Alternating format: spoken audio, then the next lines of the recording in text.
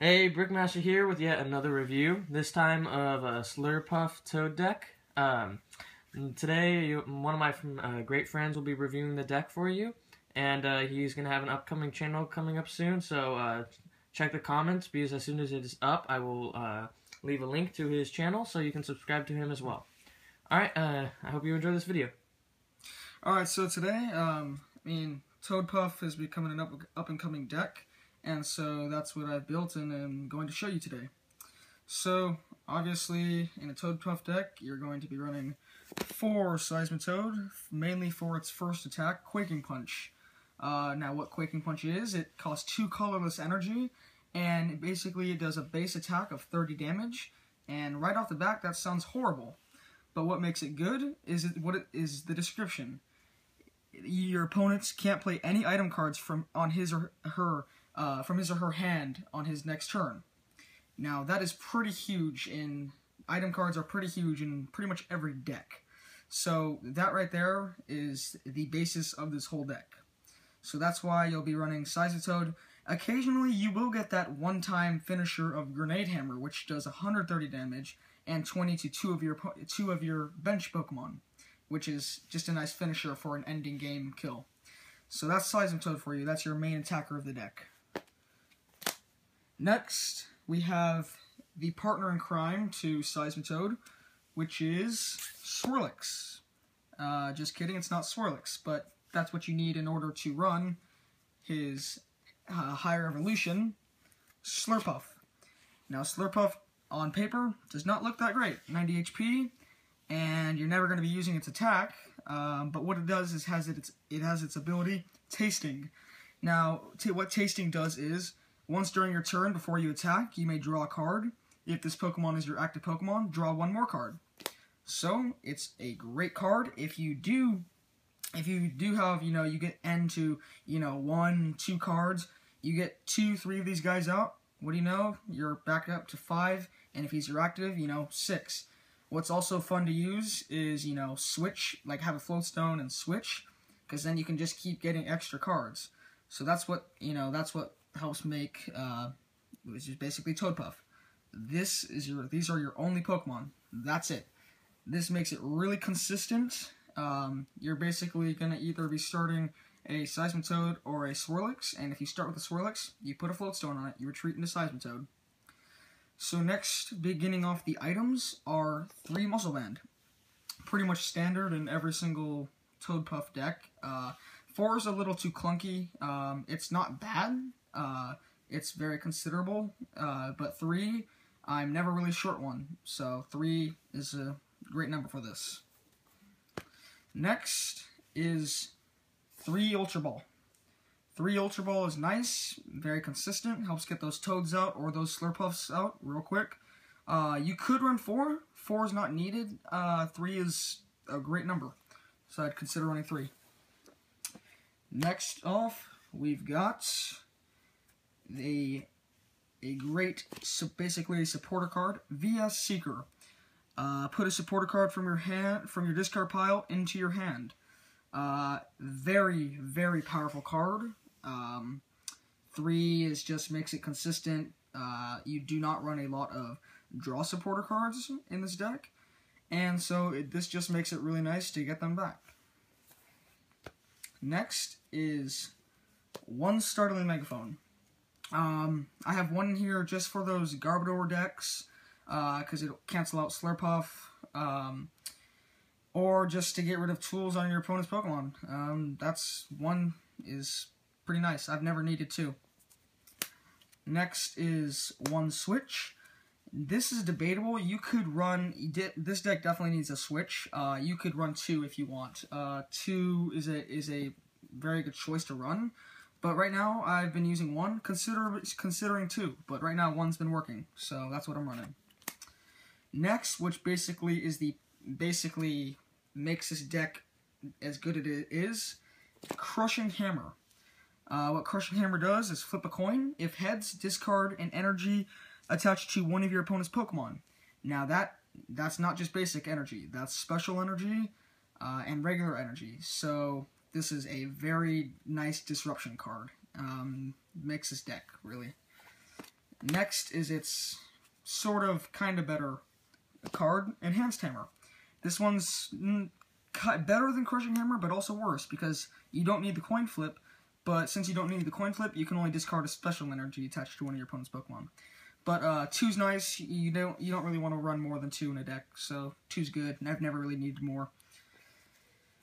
So next is for our stadiums, 2 Verbank, because as we saw, Seismitoad is hitting for 30, and with a Muscle Band, 50 damage. That is pretty poor. So with Verbank and lasers, you're now doing 80, and when it comes back to you, 110 is going to be on your opponent's Pokemon. So, and then with one more Quaking Punch and Poison, that's a knockout. So you're basically getting a 2-shot on a 180 HP EX. Now for those primals, it's going to take a little more, but that's why you item lock them, and then you just keep lasering them and hitting them with Quaking Punch. So, also I'm running only 2 Verbank. 3 is kind of nice, but you only need 2 because there are a lot of decks running Verbank, and if they're not running Verbank, then you can get Verbank out very easily with, computer search, Lysander's trump cards, so that's why I run 2. And then obviously the combo for Verbank is 4 lasers. You absolutely need 4 in this deck. I really do not consider 3. 4 is just super incredible, super consistent. Played a tournament today where I played Flareon Leafeon twice actually today against this deck, and for those of you who know, Leafeon resists water. So without a Muscle Band, you're doing 10 damage with Seismitoad to an active Leafeon, which is horrible considering it's a 100 HP Pokemon. So with a Muscle Band and Laser, you're now hitting for 60 on that active Leafeon. So this is very important. 4 is definitely needed. Next is 1 Headringer. Honestly, this is not, I haven't really used this that much, although granted, I've only tested this against Flareon Leafeon, Primal Kyogre, Night March, and Execute, and so I haven't really needed that much, although I do run 1 in there for a Disruption card, because this deck is about Disruption, Disruption, and Disruption, so 1 Headringer. Next is a card that I recently considered. This is a super clutch card, and that is Max Potion. I honestly am thinking about upping this to 2 because I use this in every single game today, and it has become clutch in every single game. Because on your Seismitoad, you're not going to have a ton of energy like you would on, Yveltal, Mewtwo, Primal Groudon, Primal Kyogre, etc. You're going to have one double colorless, which is replaceable. So when you get hit with those big Leafeon attacks, or big attacks in general from these big Primal and Mega Pokemon, you're going to want to get that off. And so Max Potion, clutch. Try to fit 2 in here. I'm going to try to. Next is another essential card in this deck, Floatstone. This deck does not run without Floatstone for a couple reasons. Mainly for your Slurpuff, if they get Lysandered, you do not have the energy to burn like a double colorless or other energy on retreating that Slurpuff. So what you have is that 1 switch, maybe 2 if you decide to, and these 2 Floatstones. So Floatstones are definitely needed. Basically, really huge. Also, they can get you out of special conditions, which is nice. To finish off the items and our A-Spec of choice, Computer Search. I really don't see any other A-Spec other than Computer Search. This is just, I don't even really have to explain this. There's so many different things you can grab with this card in this deck. Muscle Band, Laser, Verbank, anything you need. This card is super nice. So Computer Search. For our supporters, pretty standard. We have 4 Sycamore, discard your hand, draw 7. Basically staple in every deck. 4 Juniper, 4 Sycamore, whichever you prefer. Next is only 3N, not 4. 4 is not needed. I mean, you could run it because you're not going to be taking prize cards early on, and your opponent is not either because they're going to be item locked. But 3 is nice. I've never needed 4. So now, you're probably expecting the 9 or 10 draw supporter count and going to be adding Chorus. Not in this deck. I don't need Chorus. Chorus is not, I've never been like, man, I really wish I had that Chorus. So there's no Chorus, and instead, just regular 2 Lysander. If you want, you try to up this to 3, because 3 is nice, and there's been times where I wish I had a 3rd. But really, when you run 3 Via Seeker and 2 Lysander, you're not gonna be needing a 3rd too much. And this deck was incredibly hard to fit room in, so that's why I'm only running 2. So 2's nice. Next, which is very key in this deck, absolutely cannot run this deck without this card, Lysander's Trump. This basically gets you all your lasers back, your double colorless that might get enhanced hammered off, which shouldn't be happening seeing as how you're item locking your opponent, but if it happens from Zerosic or something like that, get them back, basically get everything back. You need this card in this deck, and especially against those Flareon Leafeon decks and Night March decks, it's also a good counter. So, 1 Lysander's Trump card. Next is 2 Flare Grunt. What this does is discard an energy attached to one of your opponent's active Pokemon. Now, this is seen as like, you need to run this in this deck, and I do suggest you run 1, and I run 2, and honestly, I have not used 2. I went to a tournament today, I got first place in a tournament, and I think I maybe used this once. So you could probably cut that down and run an extra, you know, whatever you see fit, maybe like a Switch, another Muscle Band, pretty much anything. So that's something that you could cut one of these, maybe even a Pokemon Center Lady, which I'm considering running because you need to get damage off your Seismitoad, because you only got 4 attackers, and you're never going to have 4 Seismitoad out, so you definitely need to be healing some. So definitely, I maybe cut it for a Pokemon Center Lady, or another Max Potion. That's what I might do. To finish off these supporters, we've got 1 Zerosic.